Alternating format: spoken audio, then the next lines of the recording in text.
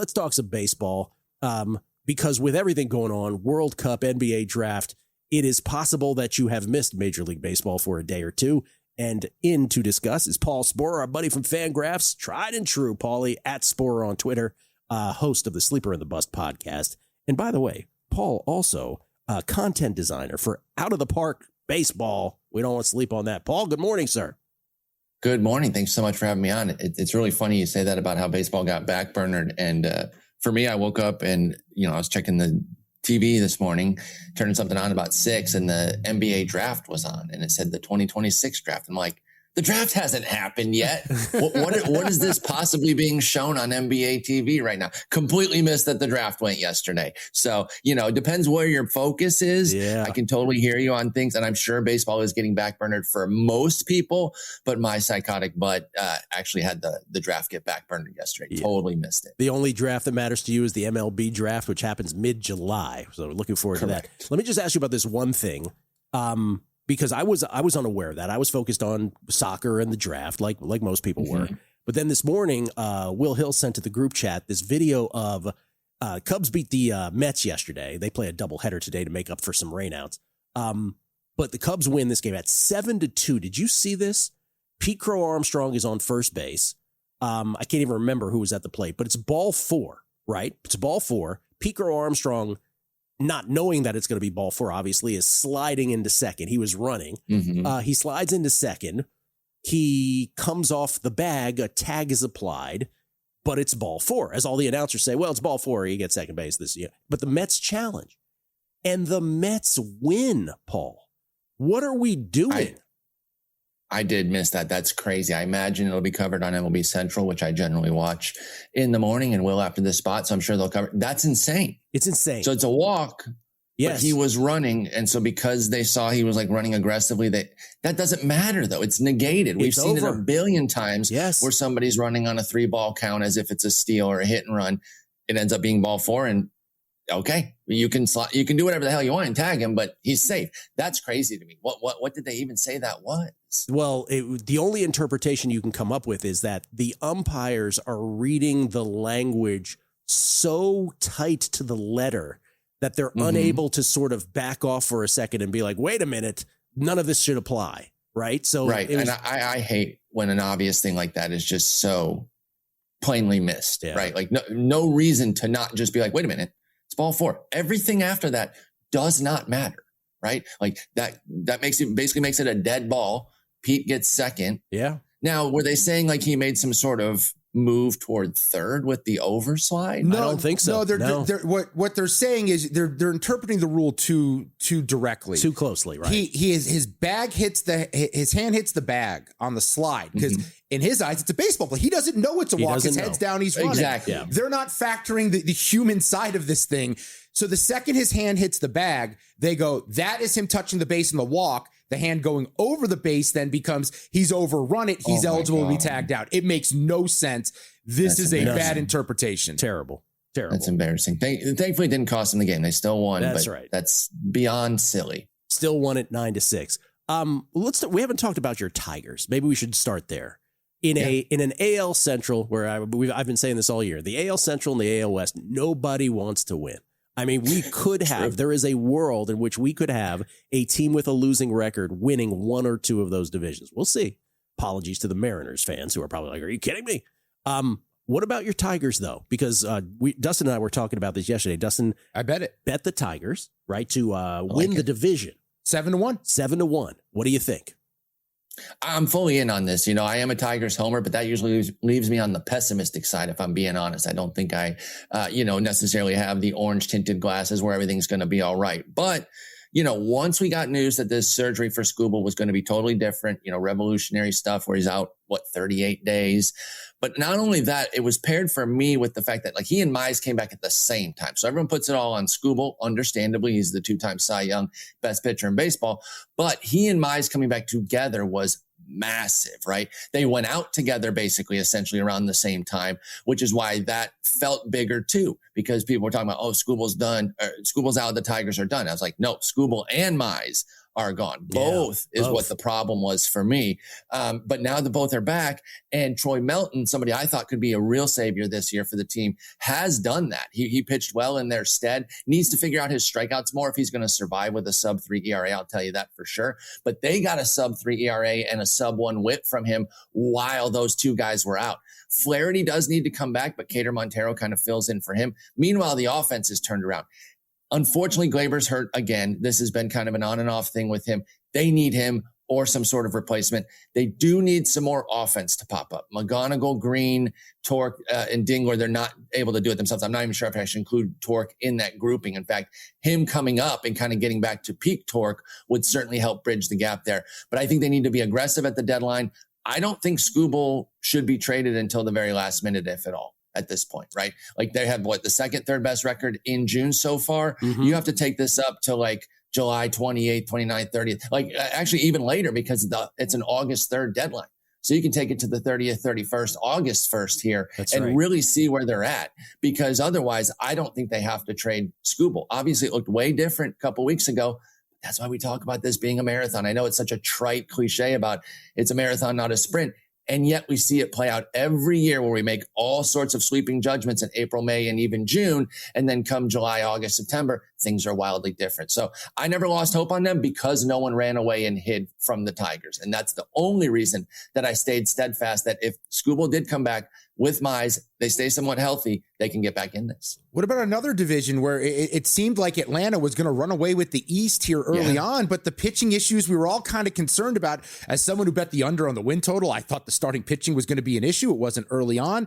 It's rearing its head. They're potentially going to get swept today in San Diego. And the Phillies now are just 5.5 back. They've gone from 4-1 to plus 275 to win the East. Do you think there's staying power now that Don Mattingly has taken over and the Phillies are playing better baseball? I think there totally is. And nothing against Mattingly. I don't want to say this as a negative to him. I'm not sure that made too much of a difference. I think if Thompson had stayed, they probably could have done the same. I understand why they had to have a voice change, though, with the way things were going, just kind of shake things up. I'm sure Thompson understood it, too, and said, I know it's not my skill here, but I get it. It's kind of a baseball move there, because I don't think the two of them are all that different. I think it's the same type of, calm, staid voice. Let the talent do the job. I'm not a Braves hater, but I have to say, finally on this, their ascent made no sense to me. Dustin, I'm totally with you where I'm like, this team stinks coming into the year. Not the offense. I thought the offense was fine, but with the pitching they had lost, what they were going to be doing, I'm like, they're not good.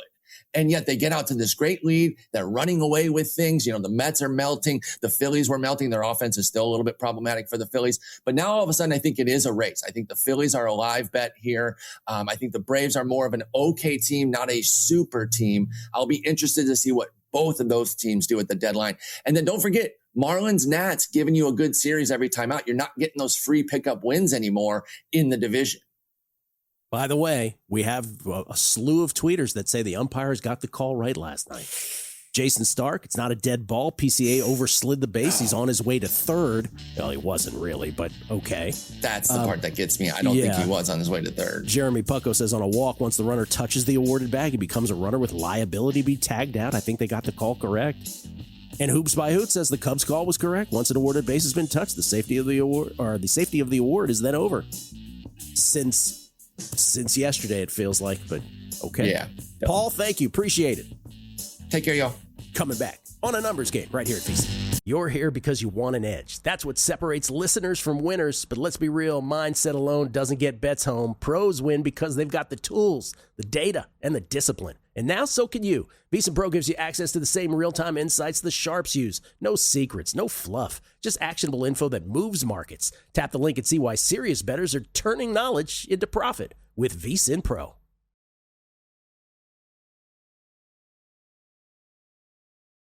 The numbers told the story. They always do. It's one of those idiots who believe in analytics. This is a numbers game with Gil Alexander on VSiN. Hour number 2 of a numbers game at VSiN, the Sports Betting Network, VSiN.com, Game Plus, iHeartRadio, YouTube TV, Sirius XM Channel 158. However you take this in, we appreciate it. Gil Alexander. That right there, ladies and gentlemen, that figure is Dustin Sweetelson, who's in for the Vacationing Kelly Bidlin, sight unseen, parts unknown We don't know where he is. Yeah, we should probably do some check-ins with Kelly. Maybe get him to send a video to see where he's at. See if we can guess the background. I'm going to guess it's the state of Florida somewhere, but I don't know. Yeah, but I mean, Florida, if you've ever been, depending on the area you've been to, it's very different. Florida's what, like 4 states in one, pretty much? Yeah, as someone who used to hang out in Tallahassee from time to time, you're like, is this, where am I still in Georgia? Like, where am I right now? This ain't Miami. No, definitely not. And that ain't Del Boca Vista either, if you know what I mean. Wonder if there's good rivalries, though, between the cities, like Tampa, Orlando, Jacksonville. People forget Jacksonville's the biggest state in the union. You know who travels a lot and might be able to answer these travel questions for us? Oh, yeah. Christopher Felica, the bear from Fox Sports, El Oso, who joins us now courtesy of the Progressive Guest Line. In your many travels, Chris, in the state of Florida, first of all, good morning to you, sir. Good morning. In your many travels, do you find that Florida is like 3-4 states in one, and is there rivalry between? Absolutely. No, that's like a running joke whether they call like the Panhandle there like South Georgia or South Alabama or things like that. But so Kelly can actually just like go completely off the grid and no one knows where he is. I don't want to bother him. I don't want to pry. Yeah, that's great. We'll find out if he gets banned from the Hard Rock for playing blackjack. Yeah, that could be. Well, if he has trouble at Hard Rock down there, let me know. I have some people there that might be able to help him out. But to answer your question, yes, obviously I am in a lot of like Miami alumni, fan, friend centric South Florida chats, and let me tell you, they have a very strong disdain for like the Panthers fans, and Tampa despise the Tampa Bay Lightning, like despise. Like the name of the chat is basically a 4-letter word towards the Tampa Bay Lightning's play-by-play announcer. So it's bad. Like they cannot stand them. So yeah, there is a lot of hate and a lot of animosity, and the same thing now. There's a lot of talking going on between one of the guys who's a big Miami Heat fan in there, and I kind of told him that I don't think Giannis is going to the Heat, and he got all wound up and sad, and he started coming back at me yesterday. But yeah, wow. The Magic fans that are in there, it's ugly. It's good. Yeah, there's a lot of rivalry down there. How was your NBA draft, by the way, betting wise? Great. The only I lost a couple of things. I lost. You hear things like right before, like I get a call at like 6:45 yesterday. Hey, someone, and I'm not, this isn't a call from us like a friend. It's someone who like has connections, and he's like, yeah, someone like it's not a given. Like maybe Peterson might be live to go number 1, so you put a little bit of money on Peterson maybe to go number 1 at a long price, and Devonta to go number 2 at a long price, and that didn't pan out. And then the Morris Johnson thing, he looked like he was going to be ticketed to go 12, and then obviously Dusty May and the Mavs took him at 9, and that was one bit of information that the same guy gave me, that like he didn't think Burris was going to go 9 to Dallas, but he didn't know who it was going to be. He thought maybe the Hans Steinbach might have been in play for Dallas at 9, or Mara might have been in play for Dallas at 9. So there was a lot going on there, but yeah, it was a great draft. We got great numbers on Flemings to go 8 overall, Wagler to go 5 overall. Then it kind of trickled up. Brown's going to go 6, and you kind of read the tea leaves down the line. So yeah, it was a shockingly between Ty Simpson in the NFL draft and yesterday in the NBA draft, it worked out pretty well. Yeah, it's good. It's good to be Chris Felica before drafts based on all his connections. It's also good to know Chris Felica before drafts. May I just say? I see what you're doing. Yeah. It's not like, these drafts, again, for those who are newish to betting or whatever, there's so many ways to bet, right? You do your models like I do in tennis, like Kelly does in golf. Some people love betting futures, small amount of money, big payouts. They like living with bets for a long time. These drafts are just Googling contests for most, or in the case of Chris Felica, it's a phone call fest or a texting fest. Sources. That's how it is. Yeah. And good job by Luke Swain there with 16. Unfortunately, I couldn't get down on that in Connecticut. I did not have anywhere to bet like who would be the 16th pick in the draft, but good job by Luke and anyone who cashed on that too. For sure. All right, today the World Cup steps up to the game 3s in the group stage.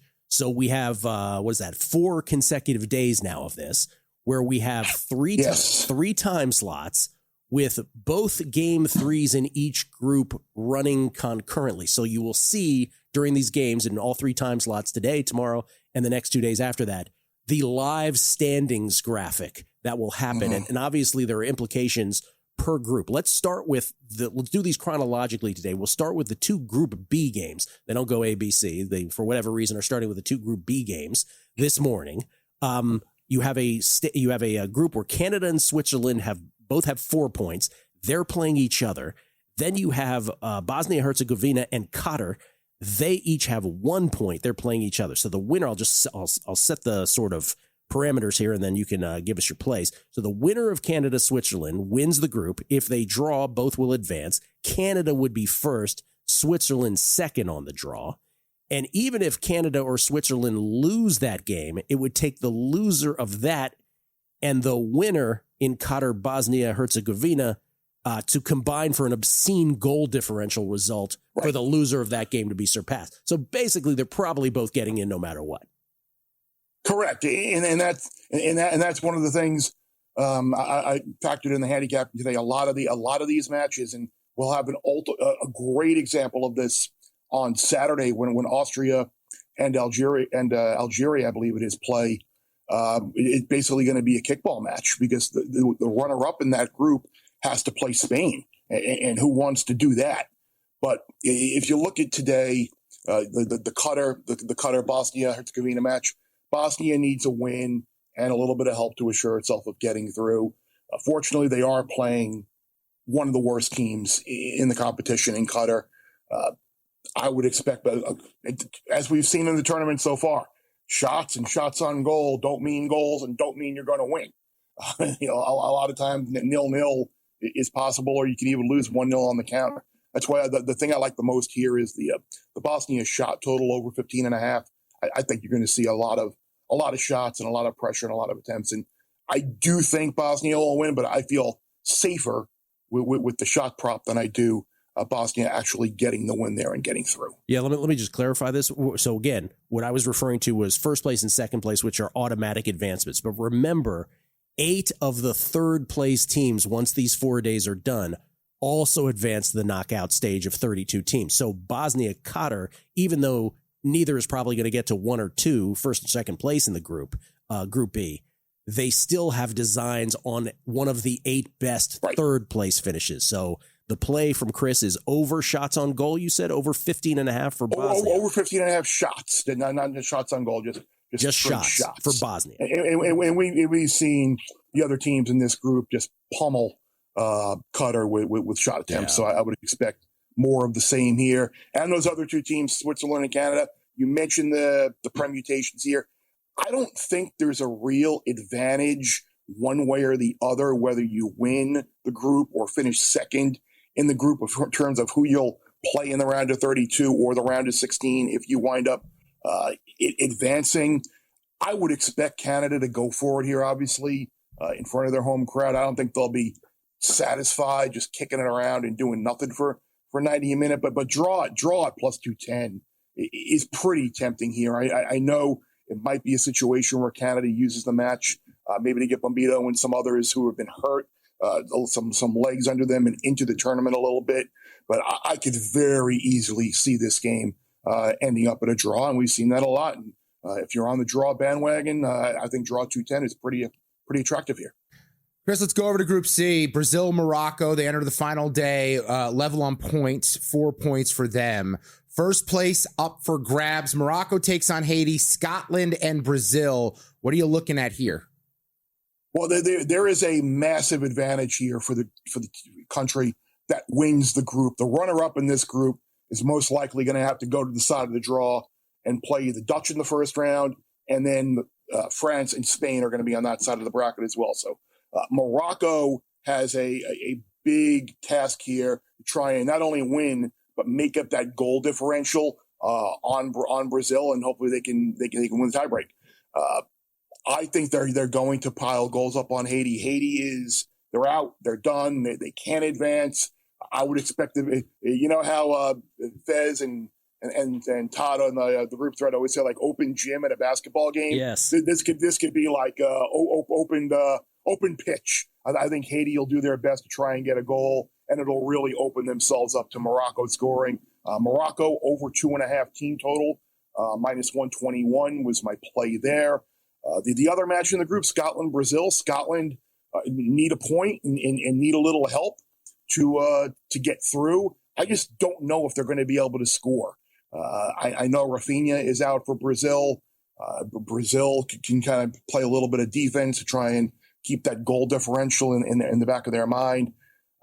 Wouldn't surprise me if Scotland got the draw, but at the same time, both teams to score feels pretty attractive here. I know it's a little bit of a big price, minus 165, but Brazil, they kind of shut it down in the second half against Haiti after the first game, and they kind of struggled at times in the opener with Morocco. So no Rafinha. We'll see what happens with the lineup. Probably very defensive type of game. I don't hate under 2.5 here either, but both teams to score under 2.5. I don't think you'd lose both of those. Brazil and Morocco both with 4 points heading into today. Scotland with 3. So if Scotland beats Brazil and Morocco loses to Haiti, I know however unlikely that is, Scotland would actually win the group. By the way, goal differential right now with Brazil and Morocco. Brazil +3, Morocco +1. You got to know all this stuff when handicapping. The numbers told the story. They always do. It's one of those idiots who believe in analytics. This is a numbers game with Gil Alexander on VSiN. Hour number 3 of a numbers game at VSiN, the Sports Betting Network, VSiN.com, Game Plus, iHeartRadio, YouTube TV, Sirius XM Channel 158. It's Gil Alexander. That right there is Dustin Sweetelson, everybody, in for the vacationing Kelly Midland. Dustin hanging out with us all week long. And thank you, Dustin, for doing so. Oh, it's a fun time. I love being here. Other than the alarm going off in the morning, it's been fun. Here's what usually happens here. Usually I will read tweets now, but our next guest objects to it when I read tweets. He gets angry. Cuts into his segment. Ladies and gentlemen, the star of Wednesdays, the Megapod, and Showtime's docu-series action. It's Todd Wishnev, everybody. From Pittsburgh, it's my friend Stevie Fezzik Gilly Alexander who makes stuff up and then wants to pretend that it's true. Making stuff up. Look who's wearing the Drake May jersey just to mock me and everything I stand for. It's also because I need some luck because the other day I had the fever over 86.5. They had 71 after the third quarter. And because Caitlin Clark and some 2 other girls missed free throws in the last 3 minutes, I lost by a half a point. And that gets me very, very angry. I don't know if that's... By the way, girls basketball or ladies basketball shoots better free throws percentage than NBA. Yes, they do. You don't expect them to miss. And I'm still aching about that from 2 days ago. You love betting the WNBA. By the way, Caitlin Clark with a great game last time out. You are not a huge fan of her game, though. Is that fair to say? I'll say this. She's not the best player on her team. Okay, that's first of all. Kelsey Mitchell is better than her.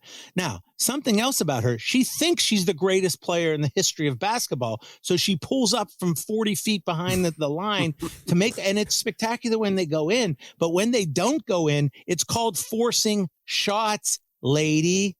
I know you have the Allstate commercial, and I know you're a big superstar, but how about let the game come to you? You don't have to force everything, old Katie. My God, it's annoying. Thanks for calling her a lady, though. And then, how about making a free throw in the last 4 minutes? Okay. Do you have any WNBA for us, or not today yet? You do it closer to game time? Yeah? I don't even know if they even played it yet. Yeah, but probably closer to game. I haven't looked at it really yet tonight, but today. But, you know. Can we start by asking, because Dustin and I are really interested in doing this. You watch more college basketball and bet more college basketball than anybody I know. Can we just get the 1,900 bets last year? 1,900 bets. So you know these players as well as anybody. And I've mentioned from time to time that you are not that high on AJ DeBonsa. Is that true? And then what are your other reactions here? Well, I used to rant and rave about how could DeBonsa be the first pick in the draft. It's ridiculous. First of all, look at how he shoots. Now, maybe they'll fix it in the NBA. He doesn't have a nice stroke at all. I'm like, this guy's the number 1 pick? Come on, man. I see this is when these pro general manager, they get in love with the physicality of a guy and he doesn't shoot it well. You better shoot the basketball well. Okay. I don't want to hear about, his hand size is this. It's ridiculous. Okay. Now, I'm not saying he's not going to be a good player. He might be, but I don't think he deserved to be the number one pick. I'm sorry. Well, and Todd, how about this? How much of his success, because he really came on later in the season, which, oh, by the way, that's when Richie Saunders got hurt, are his stats more of volume and the opportunity he had on a BYU team? Success? Dustin, can I interrupt you rudely and say success? I don't remember the BYU team being very successful, Dustin. Him. Do you? No, I'm talking about him and his success, not the team's success. Oh, okay. Well, isn't part of being a great player you make your team great? Sure. I don't know why I'm talking to you like this. I don't either. I don't either. Like I'm your professor and you're a third grader because rude. I don't even know you and you seem like a nice guy. Yeah. But this is me just doing shtick. Oh, Dustin, by the way, Todd, Dustin, Todd. Yeah. I think we've chatted briefly in passing before. Okay. What's your other reaction to some of the top 10 players beyond Debonsa? Who do you think went too low, too high, whatever? I'm a little worried about Boozer. I think Boozer's going to be a solid player. I just don't think he's going to be the unbelievable, like, number 3 pick in the draft kind of player that people want him to be when you pick a guy 3 in the draft. I think you're looking for like superstar, Sheba mega superstar, right? And I don't know that that's going to happen because surprisingly, I'm going to say something that I'm going to contradict myself. Physically, I just don't think he has it. You know, he plays too close to the ground for me. He's probably going to be like his dad, a very solid player. Who else? Keaton Wagler. Yeah. You know, Dustin's agreeing with me. Dustin, you agree with me? Wagler's a tough one because he wasn't a top prospect and he became this really good player at Illinois. Illinois had a bunch of veterans around him, had a bunch of older players, which made him look good. So I'm a bit concerned that Wagler may not be as good as the stats indicate. How about this, Todd? I'm going to ask you this way. I'll agree with the last caller, Dustin. If we're going not team-based, not needs, where would you put Acuff in terms of prospects in this draft? Oh, we were just talking off thing. I said, first of all, Mikel Brown Jr., come on, brother. Darius Acuff 7 to me is just surprise. This is what I'm talking about. Surprisingly low. The general managers get too low. They get too cool for school, and they probably come up with some reason. What's the reason why Darius Acuff's the number 7 pick in the draft? Probably, I don't know what. His hands aren't big enough. He goes out with too many girls. What's his problem? He's 6'2", and this is on the heels of Jalen Brunson, who's also 6'2", winning a title. Jalen Brunson, I believe, played well in the. Now, granted, you know, they shouldn't have won the title, and you know, whatever. Gilly should have won his money. Kingston Fleming's at number 8. What the hell is that? I don't even know Kingston Flemings. He's like one of those Houston guards. Pardon me. Oh my God, you okay? Medic. The Kingston Flemings at number 8. I mean, he's just like an interchangeable Houston guard. Or am I missing something? And you know, the Arizona kid could be real good because I like the talent. And then you asked me about Yaxel Lendenborg, and Yaxel Lendenborg, I kind of like him. You know, I'm not sure, but I kind of like Yaxel Lendenborg. But here's somebody down a little bit that I just saw got picked up who I think is going to be great. Zuby Ejiofor. Now you're going to tell me, well, you can't shoot the ball. You're going to tell me all kind of bad things about Zuby Ejiofor. But if Mitchell Robinson can play a big time, you know, on a finals team, there's definitely a place for Zuby Ejiofor, who has heart, who has guts, who has guile. He's the exact opposite of Gilly Alexander's tennis game. He's a guy you can put in there, and there's grit. You know, so I love Zuby Ejiofor down at 23. Todd, the burning question that leaps to mind: how many scouting reports have you actually seen that say "quote whatever you said earlier"? Unquote. How many of those that exist? What did I say? I don't know. When you were talking about the blah bleep bleep bleep. Yeah. I've seen a lot of those actually. Okay. Baseball. We were talking in the previous segment about Martin Perez. Will and Dustin were, and they were talking about how much money or how frustrating it is. Either in your case, Dustin was betting against him. Oh, he killed me. I'd bet against him. I'd fade him all the time, and he would have like a two-hit shutout, 6 innings, 1 earned. You have that same experience with him? He's exactly what happened to me, Dustin. I've gone against Martin Perez for years. I probably lost more money betting against Martin Perez than I just quit because I'm just like, okay, I can't beat this guy, And then once in a while I'll try, hey, I'll do something sneaky. I'll play on him. And then all of a sudden he gets blown up, It's like there's certain guys like earlier this year, Colic for the Royals. Colic for the Royals. Mm-hmm. He doesn't strike anybody out. I used to bet against him all the time. I'm like, this guy stinks. What is the deal? But he would Martin Perez me and give me give 2 runs on 6 innings and I get screwed or something. But yeah, I gave up on going against Martin Perez. I heard you talking about that Major League Baseball, who's going to make the playoffs thing. And I haven't really looked at the standings much, but it would be kind of interesting just to hear I don't know if you would be interested, but you might be interested in hearing. It would be interesting to hear my 6. Okay, Todd, go ahead. It's a good sell. It's a good sell. Let's go ahead. I think you guys would be thoroughly interested in hearing what I have to say off the cuff. Sure. Just like looking at it, first reaction on who makes it in the playoffs, right? That's what you guys were discussing? That is correct. Because it is really hard in the American League. Right. So in the American League, right? So we have, the Yankees are going to be in, right? We know that, right? Mm-hmm. And then is there anybody else really who's locked in? No, nobody's locked in, but most people would say Mariners probably maybe? Second. Yeah. Yeah. Tampa Bay because they banked the wins, maybe. Yeah, they'll probably they can't screw. I mean they can, but here's the thing about Tampa Bay though.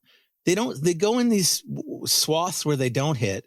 Yeah. And their bullpen is very shaky for a good team. Lost a lot of 1-run games this month. Yeah.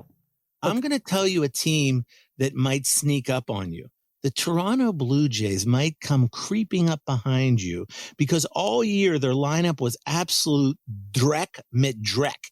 It was just absolutely horrendous. Wasn't the team from last year. All of a sudden you look at the box score in the last week or so, you got a bunch of hitters in there. Where do they get all these guys from? Oh, that's all the guys coming back healthy. Fatso Kirk is back. Clement is back.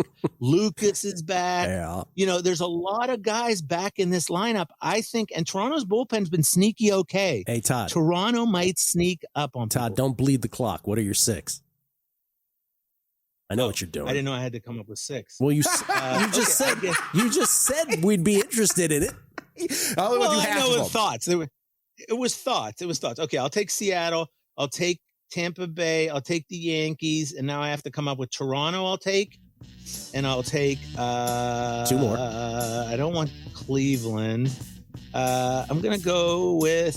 See, this proves the point. It's impossible. It's impossible.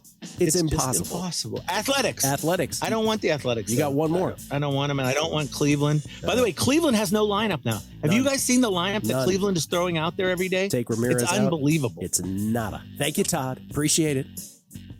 Coming back, Nick Whalen on the NBA draft and more next.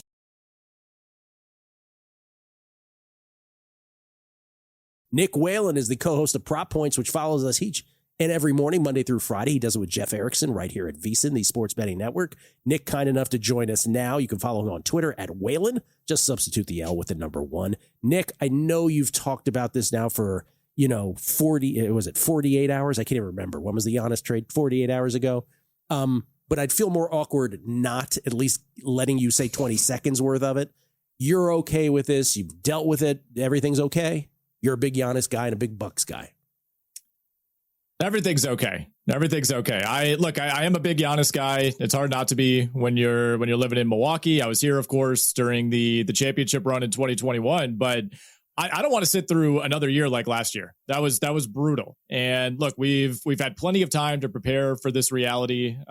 These discussions have been out there since May of 2025. Ultimately, the Bucks didn't have a ton of leverage here. It was kind of just pitting the Celtics against the Miami Heat. I think they did pretty well in the trade. Tyler Hero as the headliner. Maybe that feels a little bit disappointing, but look, everything they brought back in that deal, the 3 first-rounders, the pick swap, they even got a second-rounder thrown in, and then the 4 players from Miami, all of that is tradable. It's not like you're just saddled with, all right, this is our team going forward. They could flip Tyler Hero. Jaime Jaquez has value. I'm intrigued to see what Yakachonis can turn into. Khalil Ware is already rumored to, be a target for the LA Lakers. So might feel a little bit underwhelming in the moment, but I think Milwaukee did pretty well. Yeah, and the 2 draft picks, Ament, Burries, they come over. How do you feel about the way they did last night in the draft? I think they did pretty well, honestly. I mean, I did not think Burries would be there at number 10. And that was number 1 on my wish list. And look, I think you got a guy who feels like he's a tier below some of the other guards who went in that, 6 through 8 range. The Darius Acuffs, the Mikal Browns, even Kingston Flemings, just wasn't quite talked about with the same level of esteem. But I love the size. I love the defensive potential. I think a lot of those guys kind of feel like one-way players that went a little bit higher. And Burries, to me, gives you a foundational piece to try to build around. He's not Cam Boozer. He's not Darren Peterson. It's not AJ Debonsa. But this is a Bucks roster, especially before they made the trade, that is just void of plus assets. Like it's just Ryan Rollins right now. And it still kind of remains to be seen how real last season was for him. So getting someone like Burries, I thought was great. And then once you're able to lock him in, you can take a shot on a player like Nate Amon.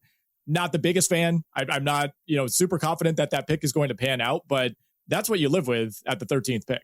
Was there anything in the draft last night? By the way, round 2 begins tonight. This was just the first round. Mm-hmm. I really wonder what the ratings are on a round 2 of the NBA draft. I'm curious. But was there anything that happened last night that in I don't know if it triggered a bet for you, but in any way, like sort of led you closer to one, whether that's in any futures, whether that's just an opinion on a team, whether that's NBA Rookie of the Year, anything?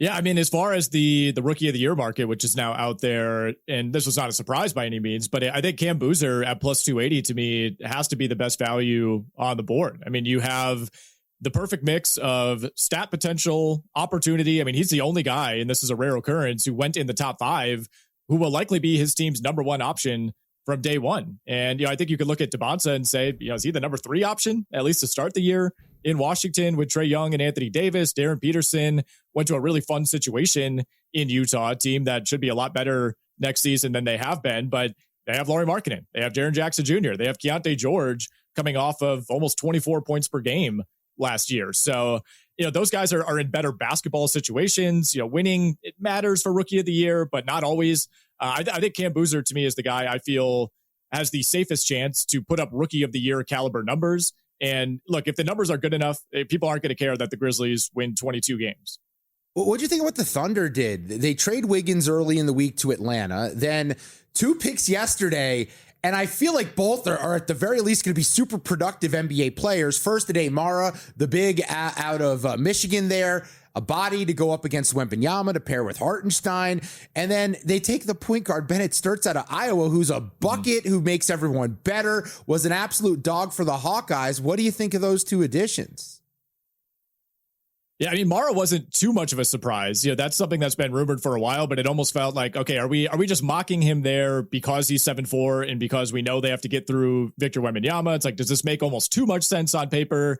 And then OKC leaned into it with their first pick of the night. So that one to me was not overly surprising. I think the bigger wrinkle is, okay, what does this mean for Isaiah Hartenstein going forward? OKC has already had to make some of those difficult roster decisions where they're almost too loaded. I think that's kind of why we saw what happened with Aaron Wiggins last week. The Sturtz pick to me, Dustin, is just classic. Because it's OKC, we just assume it's going to work out. We went through this with the San Antonio Spurs for like 15 years. Whoever they took in the first round, in the second round, you're just groaning and thinking, oh my God, how do we let him go to the Spurs? I think I saw that same reaction last night for Bennett Sturtz to OKC. But to me, it's a recognition that this OKC team needs some alternative options outside of SGA in terms of ball handling. Obviously, AJ Mitchell and Jalen Williams were supposed to be that in the playoffs, but I think they're preparing to lose Cason Wallace, whether they trade him this offseason or whether it happens after next season. And I think they really like what they got out of Jared McCain, being that spark plug. Oh, I think we lost Nick. He was going. Yeah. He was going. You felt it. He felt it. There was warning there. I was going to ask him if a player was going to break out in the second half of the first round, who would be his pick? Would it be LeBaron Philon to the Sixers? Would it be Caravan with the Cavs? Philon's a good one to bring up because here's the thing about Philon. It's Jared McCain who you traded. It's a very similar player. I'll say it for the 10th time. How do you let him go? How do you let him go? How does Daryl Morey have a job still? Daryl Morey, what do you let Jared McCain go for a song? He's a Ponzi schemer. Who is? Daryl Morey. Ponzi schemer? Hides behind the numbers. It never really works out. Well, he's kind of Kenny Atkinson. Analytically, we're champions. Cavs are still playing games, by the way. Nick, what can we expect on prop points? We got Nick back. What can we expect on prop points top of the hour? Well, guys, we will be spending a ton of time on the NBA draft to begin the show. I'm forcing my hand a little bit here. We're going to go full draft recap. We have a soccer guest because, look, I heard you guys talking about it before I jumped on. I'm also not a soccer guy. I'm catching a little bit of World Cup fever, but we got a soccer guest. We'll be talking plenty of baseball. Jeff Erickson giving out all of his plays for a loaded Wednesday in MLB. So, yeah, check us out in about 35 minutes. All right, Nick, thank you so much. Appreciate it. We all will be tuned in. Thank you, sir. Nick Whalen, everybody. Thank you, guys. At Whalen, number 1 instead of the letter L. That's how you can find him on Twitter. By the way, I got to say this, man. I'm all about just making the money. And with soccer and the draws, hey, man, the draft is what it is. Different betting vehicles, I'm all about it. Do I love soccer? No, but I'm making money. So, hey, you say there's a chance to make money? I'll watch. Coming back,